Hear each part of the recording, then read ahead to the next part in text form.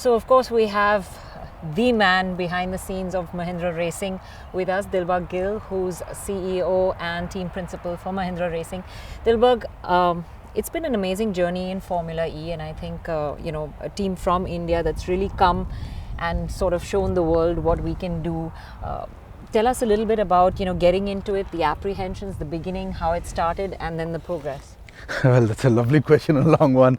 Yeah, I think Mahindra always are looking to expand into the electric vehicle line, and in 2012 Anand had gone out and said by 2021 we're going to have a significant portion of our cars electric. And then the next year Formula E came about, and I thought, okay, this could be a perfect time for us to sort of go and accelerate technology and understanding of electric vehicles. And we said, okay, let's jump into Formula E. We decided to jump into Formula E, and then I think it really struck us, what have we got into, and how are we going to get doing it. So Anand was working with the Mahindra Reva at that point of time, with Chetan, etc. And when I came to know for this project, I actually asked for the job. I said, I don't have any experience in this, but I would love to come and run the team. I think this is going to be of interest. And he said, yeah, go ahead and do it. And I think the amount of backing from Pawan, Anand and the rest of the management team in Mahindra just phenomenal. They let me make mistakes because I put out a 3-year plan. I said, first year is going to be mistakes, second year is going to be trying to correct it, and third year we're going to go for performance. And that's exactly how we sort of went out. And I think it's been an amazing journey because we've been able to put some great people together and have fun at the same time. So it's just been good fun. Yeah, so that was my next question, because you said I just asked for this job and then I took it.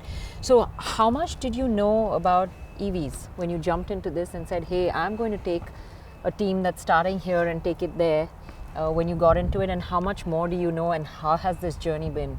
I knew nothing about EVs. I was a petrol head, I did a little bit of racing, but my enthusiasm was always far ahead of my talent. So was never a successful racer, but I've always liked motorsports, been following it, etc. So when this came about, I didn't know anything. But at the same time, if I look back at my career, it's been a very varied and vast career, but then different industries and stuff, and I never knew what I was getting into, and I always enjoyed it. I like that when I get into something which I don't know about it. You like the challenge? I like the challenge, and I think it's every day's learning. And this is one thing. See, at the end of the day, I don't have to operate the cars. It's still a company. You have to get the right people, the right amount of resource, and then run it. And then I look at it from that perspective. So for me, if I look at my job and I looked at this racing team, I looked at it to be resources. It's all about resources. Now I divide it down, okay, and I said, okay, what are the resources I'm looking at? It's essentially 3 types of resources. Human resources, put the right people together. Financial resources, get the right budget and sponsors together. And the third thing is technical resources, find the right partners. Yeah. And so that was 3 buckets I started working on, okay, finding the right people, putting them together. Karun helped me a lot in season 1 when he joined the team and sort of he came on with his experience, etc. Karun Chandok was a great guy to sort of get us started, found the right people. Thereafter we went over the right budgets, etc. At the same time, we wanted to make sure that we have something which we can sustain for a longer run rather than throwing a lot of money at it. So we went around it pretty carefully, and we formed the right partnerships. Yeah. So that's the 3 areas I still focus on. I think if I look back and step back, that's like running any other company. It just happens to be in motorsport. The other bit, Renuka, is I've always looked at this as a startup on steroids sort of stuff. So I look at this as a startup company, not as that happens to be in racing. Correct. We are trying to accelerate the evolution of electric vehicle technology. And I look at that and I said, we do it through racing. So a lot of the systems that you're trying to do in Mahindra Racing is more like a Silicon Valley startup. Okay, fail fast, try quick stuff, and abort if it needs to be done. And that's how we've been going about it. That's fantastic. So where do you find that spike and that moment that you knew that, okay guys, we have it all together and we can be good at this, and we're going to put Mahindra Racing on the map? I think this sort of happened between season 2 to 3. Because that's when season 3 was the first time we went out and sort of said, okay, we did an evolution in season 2 and said, okay, we're going to do what we call the revolutions. We were following the evolution cycle, okay, every alternate year.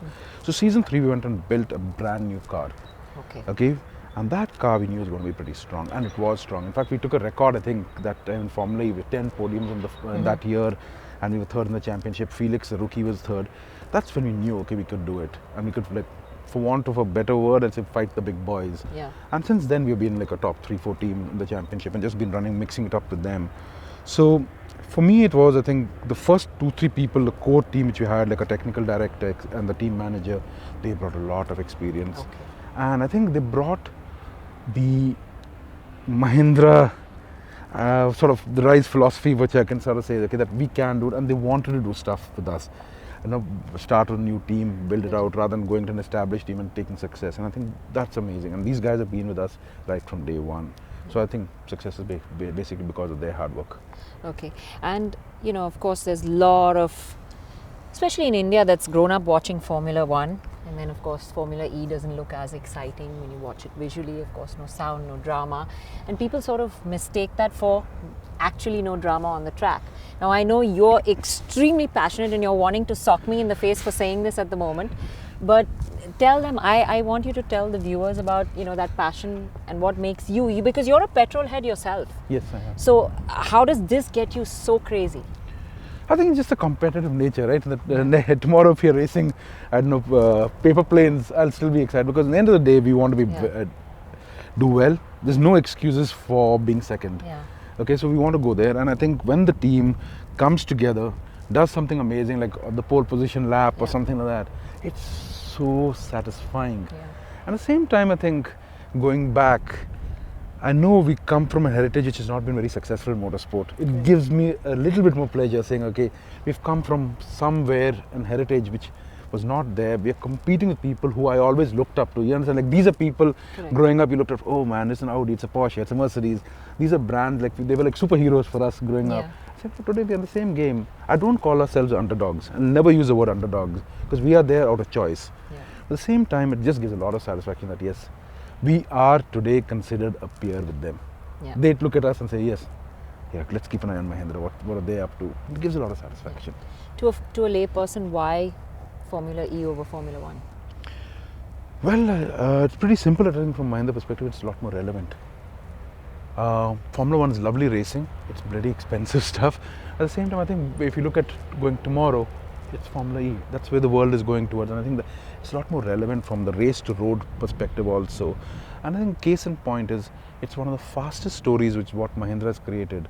Is one, okay, start up a motorsport team 4.5, 5 years ago, get racing, become successful, buy a design studio called Pininfarina, get them both to start working together, create an automobile company which is going to create the world's fastest electric car, and this is not even 5 years old. So that's my next question to you. I was just going to come to Pininfarina and Mahindra and racing, and how much sharing of information has there been in the building of the Battista, and how much do you think that the Mahindra racing team has really contributed towards making it the fastest supercar, the electric supercar in the world?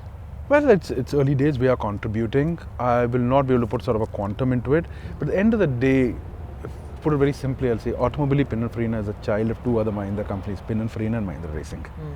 So Pininfarina, the exterior design elements, we are the powertrain. We're coming together and working on it.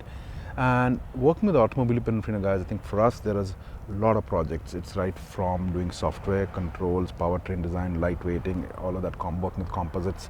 So we are sort of the edge in terms of technology for the whole organization, and we're spending a lot of time on it. I think that's really satisfying, because not only we have gone and created something, we have created something of beauty.